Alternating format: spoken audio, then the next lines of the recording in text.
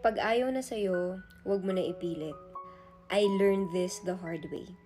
Isa ako dun sa mga taong kapag ayaw na sa akin, hindi ipipilit ko pa. Malay mo, may chance pa. Malay mo, pwede pa. Malay mo, kami talaga.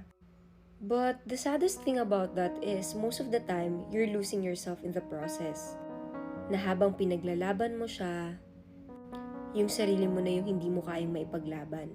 Na habang binubuo mo siya, ikaw yung nadudurog.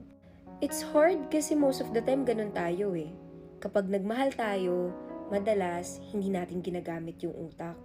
Laging yung puso yung pinapairal natin. We don't care about us anymore. Kaya ayun, pag nawala yung taong ginawa nating mundo, hindi na natin alam kung paano magsisimula. Hindi natin kung kailan magsisimula. Mahirap gawin pero dapat mong gawin. Kaya tama pa rin talagang ex-batalyon. Huwag mong gawing mundo, yung dapat ay tao lang.